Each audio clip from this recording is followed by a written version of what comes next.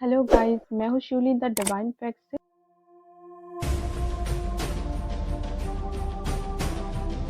आज हम बताने जा रहे हैं उनकी कहानी जिन्होंने सर्वप्रथम अखंड भारतवर्ष का निर्माण किया था, और करे भी न क्यों।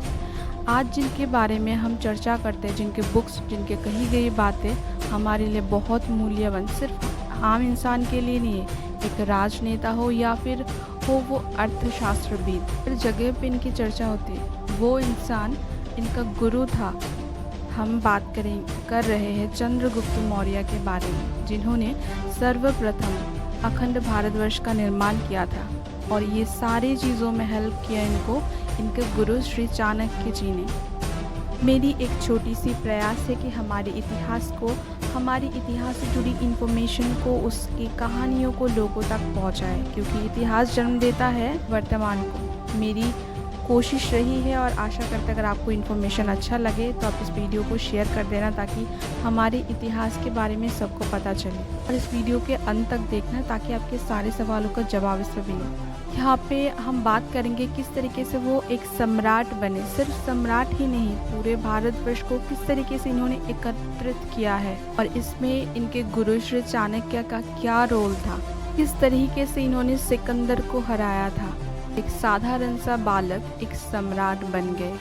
लगभग ईसा पूर्व 327 में मगध साम्राज्य में नंद वंश का राज हुआ करता था। राजा था धनानंद, जो कि बहुत लालची और निर्दयी किस्म का राजा था, बहुत बुरा, जिन्होंने अपने प्रजा के ऊपर बहुत ज़्यादा अत्याचार करता था, और उसी वजह से बहुत सारे लोग उनके खिलाफ हो गए। और तभी वहाँ का एक ब्राह्मण जिनका नाम था चाणक्य, जिन्होंने धनानंद को ख़त्म करने का योजना बनाया था, लेकिन इस बात का भनक लग गया था वहाँ का महामंत्री अमात्य को, और उन्होंने धनानंद को बता दिया इस चीज़ को। इसके बाद शायद वही शुरुआत था धनानंद का अंत का। जैसे ही इनको इस बात का पता चला, उन्होंने ब्राह्मण चाणक्य का सिर कलम कर दिया और उसको चौराहे पे टांग दिया है। और उस दिन कौटिल्य मतलब चाणक्य, इनका बेटा, पिता का दाह संस्कार किया, और उसी दिन एक प्रण भी लिया कि धनानंद को उस गद्दी से हटाना है, उसका अंत करना है। इसके बाद वो राज्यों को छोड़ के तक्षशिला चले गए, और वहाँ पे उन्होंने ज्ञान अर्जित किया।